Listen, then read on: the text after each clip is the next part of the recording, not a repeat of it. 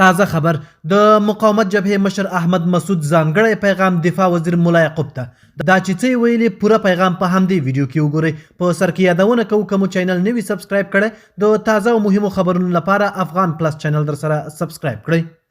د پاکستان له وروستیو هوایي بریدونو وروسته چې د راپورونو له مخې په افغانستان کې د ملکي تلفاتو سبب شوی، د مقاومت جبهې مشر احمد مسعود په یو تازه پیغام کې د افغانانو د یووالي غوښتنه کړې ده.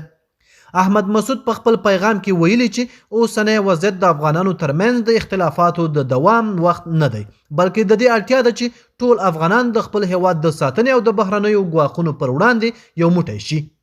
نوموړي ټینګار کړی چې د افغانستان د خپلواکۍ او ثبات ساتل د ټولو افغانانو ګډ مسؤلیت دی.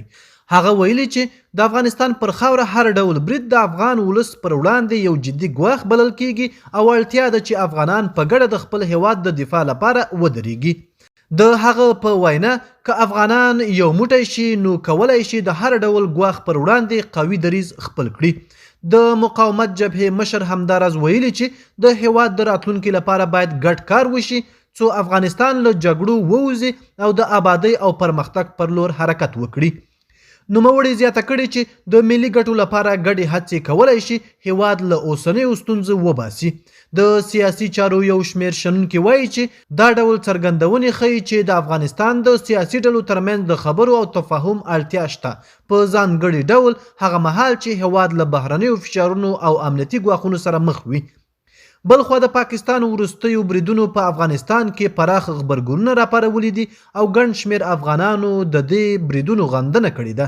د راپورونو له مخې په دغه بریدونو کې یو شمېر کورونه او ودانۍ هم زیانمنې شوي دي.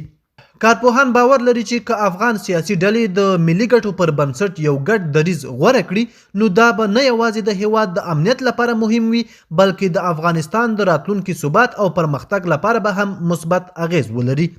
د شنونکو په باور د افغانستان اوسنی حساس وضعیت د دې غوښتنه کوي چې ټول افغانان د اختلافاتو پر ځای د یووالي او ګډ کار لاره غوره کړي څو هیواد د جګړو له دورې ووځي او د سولې او آبادۍ پر لور حرکت وکړي. د نن ورځې خبر تر همدې ځایه وو. د نورو تازه او مهمو خبرونو لپاره افغان پلس چینل در سره سبسکرایب کړئ او خپل نظریات مو را سره په کومنټ کې شریک کړئ. تر بیا ښه وخت.